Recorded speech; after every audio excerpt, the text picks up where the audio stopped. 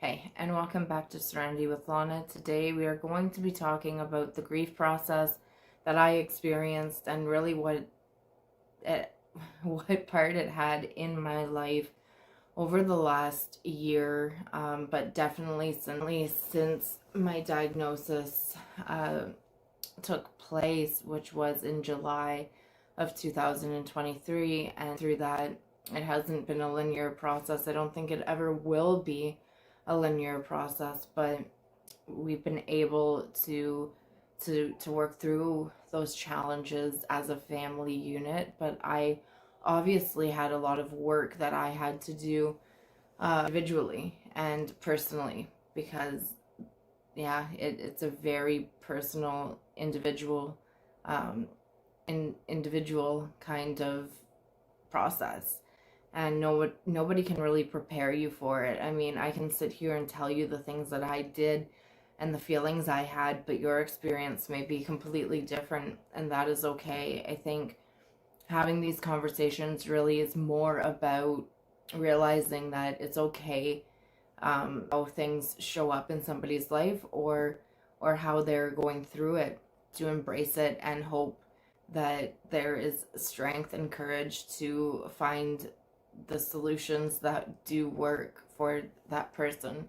And whether that comes from external or internal sources or resources, only you can decide, right? And is supporting a person that has a chronic or terminal illness, then you have to look at it from that perspective too, of everybody's journey is different, and it's just about embracing the person where they're at, and also recognizing that your perceptions and maybe your biases or your against people with chronic illness or terminal illness will come into play and will affect the overall well-being of the person that you are around. So it's crucial that you really sit down and analyze where you're at, and if you are honest with yourself, then even if you do have bias, or you realize that you're angry or that you don't understand, then you're not taking it out on the person, able to actually start to be a part of the process. Or you can step back, but you can do so in a non-hurtful way.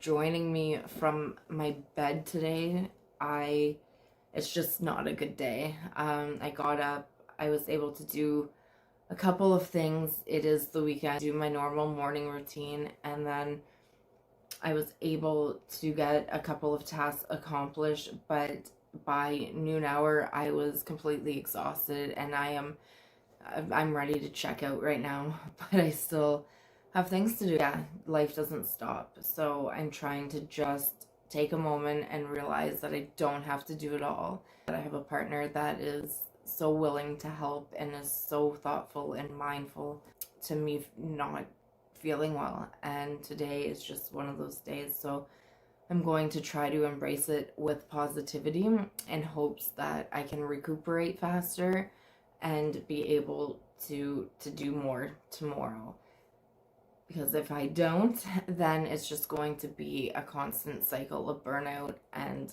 been there, done that, don't need it again. It's such an odd process, and it has such an odd sense of humor, even more odd than my sense of humor, and that's saying a lot, really. It does come in at like the most unexpected moment and shows up, completely interrupts your your day, your week, or your month maybe, and go up with like any kind of gift or offering, and you try to like, my experience with grief is that I've tried to work through it and thought I got to a point of acceptance, and then all of a sudden it's back again, and we're going through the process again. But that's more, I've realized that is more situational than it is to do with the grief process, because life is constantly changing. I mean, who would want a life where things are, well, some people would, and I guess yeah, we want things to be pretty consistent, but on a whole, life is not consistent. So yeah, I've been blindsided a couple of times when I thought I was just over that, looking down at like my accomplishment of getting to where I was emotionally and maybe even physically, but mostly from a psychological standpoint, getting to a place where I feel stable. I can move on with things and it doesn't hurt as much, or I'm not as sad about the fact that I may not get the chance to see my daughter at certain milestones of her life, or during certain events, right? Where I want to be present, but planning for this process. I think one of the major healing processes for me was planning for to be involved. I think the major thing was that I started to plan to be a part of those events in her life, or those milestones, or those key critical points in her life, videos or writing letters or sharing my experience in a way so that Ilya or someone else will have access to the videos or the material that I created, so that she can see my perspectives and gain my perspectives and know that my insight is with her, and have the ability to see who I was as a person, and how much I wanted to be present for her. And I'm doing the same type of concept with Ilya as well, and that's been hard because, like, gratitude for the process, but ultimately it hurts. And to know that they oh,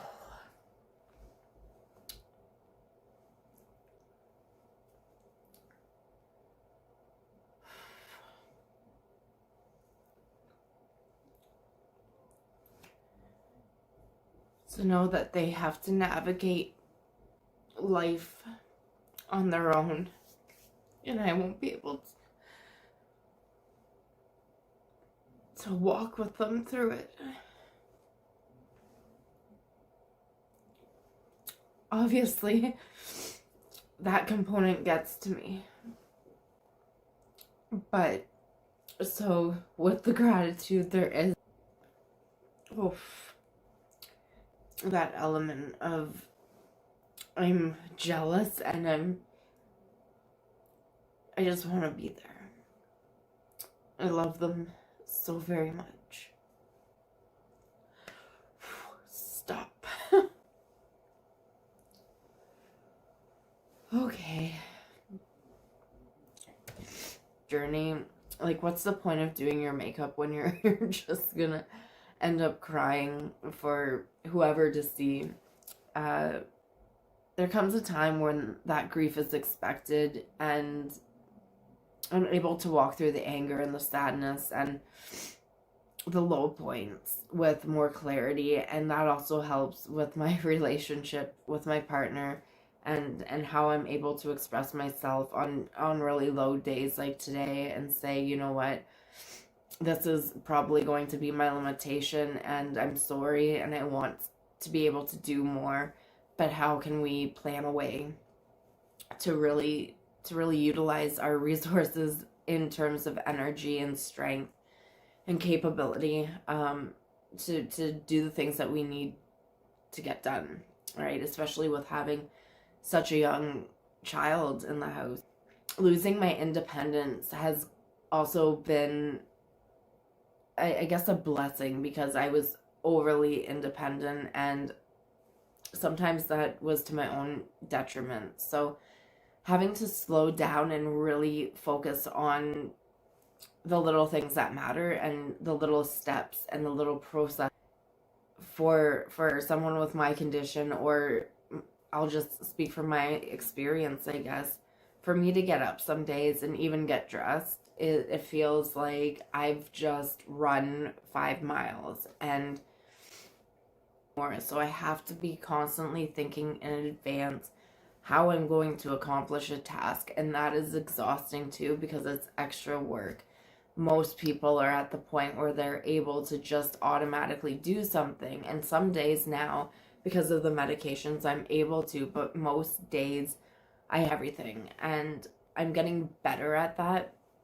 But once again, it's like 6 months in, right? So I need to utilize the resources that I've found, but also make my own resources so that other people can adapt their life to to what works for them and what won't be as draining ultimately. Phase of like the stages of grief, I don't know why, but there wasn't that component to it. It was more from anger to almost acceptance, back to anger, and obviously depression. So you need to realize with pulmonary arterial hypertension and any chronic progressive illness is that there is a psychological component to that may be one medically induced, which I definitely have medically induced PTSD around there that keeps coming up. But there's also that level of there's no affirmation you can do to avoid the reality that you are going to die, right? Different stages in their disease or their illness. So you need to validate that and not look at it as a mental illness. I am responding with sadness and with lack of excitement because of the fact that I am dying, and it's not a pleasant thought. It's not a pleasant experience. It's painful, and that's just the reality of it.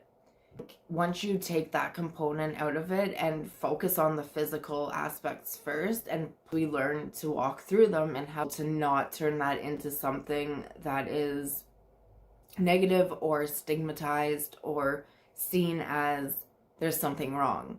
I think that crying and the anger and the trying to figure out who you are and what you're going to do needs to be a lot more acceptance and a lot more consideration for how much strength that takes. And I mean, I've had conversations with people that just, they don't seemingly get it. And it's frustrating to me, but then I have to realize that I probably didn't understand it to the same extent that I do right now because I hadn't lived it. I mean, I worked in disabilities and developmental services, but at the end of the day, I was just an ally. All I could really do was advocate with the words, and at the time that somebody wanted me to advocate for them, it wasn't coming from a lived experience, but now it is.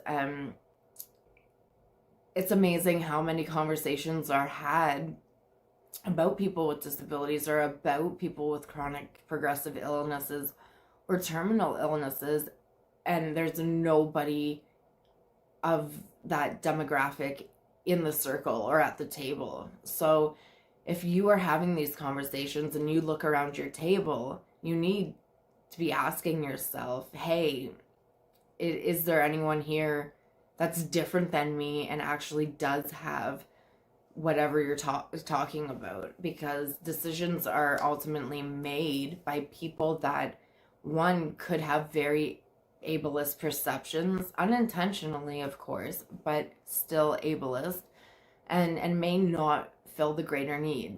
And there needs to be one person-centered and person-directed care and planning. I've been an advocate of that, especially in my work, but each individual is unique, and you need to be able to listen. You need to be able to have the humility to say, I don't know it all, and I definitely do not know somebody's body or their mind or their experience better. That's a really hard thing for a lot of medical professionals especially, but also our loved ones, to understand with their own reasoning or their own justifications, and it's just so far off from the mark when they could have just been straight up and found an empathetic way to ask a question and get the feedback right from the person, but and started to plan for working through the grief in celebration or a living funeral, celebration of life, right? So I decided that I'm going to do that this spring,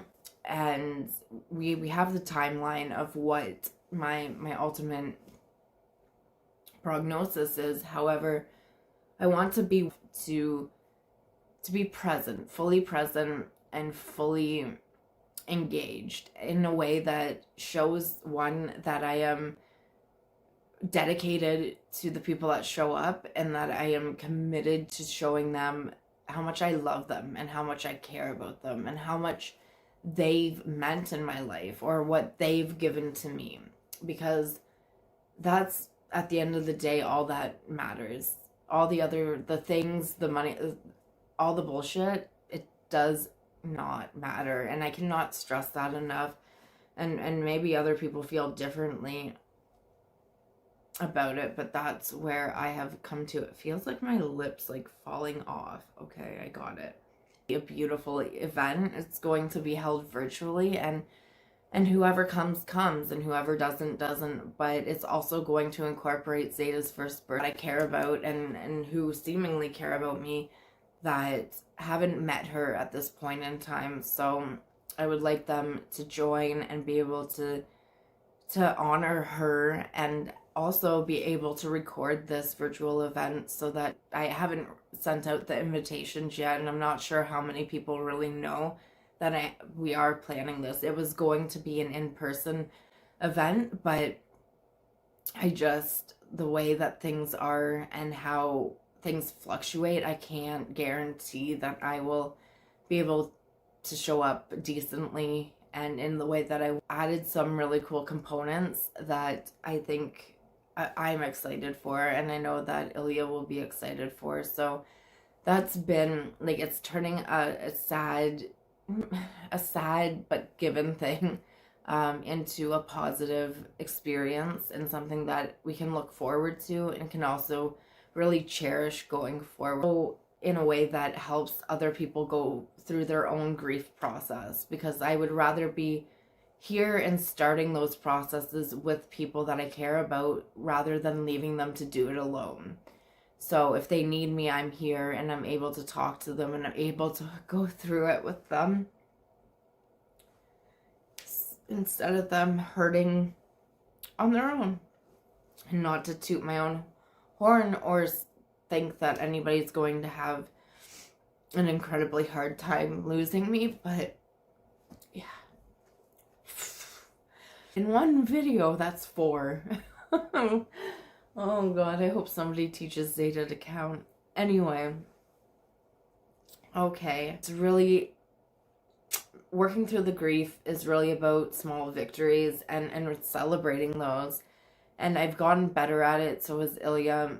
And we're so isolated in our experience and in our life right now, with people, and learned how to set appropriate boundaries instead of before. I'm pretty sure that I was just placing my expectations on people, and that's not the point, and it's not fair.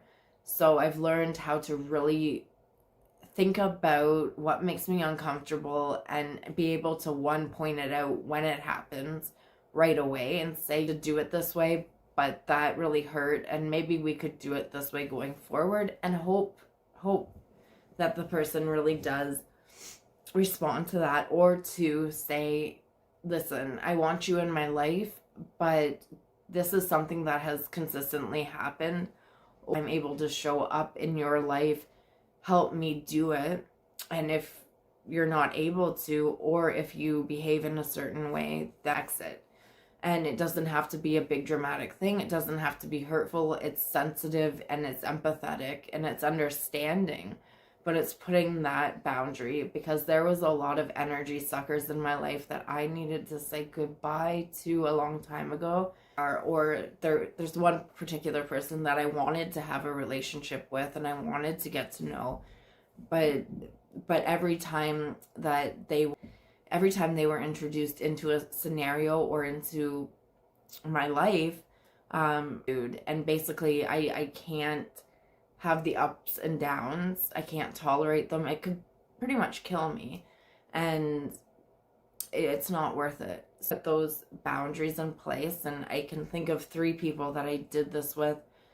Left the rest up to them, and they can make their own choices with that, right? They can feel how they want, but the door is open, and they really took control of the anger and the sadness and the feelings of despair, I guess. So anyway, but I want to be able to do things, and I want to be able to progress. So I've been able to go from pretty much bedridden for months to 2 days, and then 3 days, and then 4 days of being able to get up, no problem, make it downstairs, eat downstairs, and do certain activities while also being able to have the mental capacity and energy to work and credible. So I think that when you're dealing with somebody that has a chronic progressive illness, you don't place too high of expectations, but you don't also not give them expectations at all.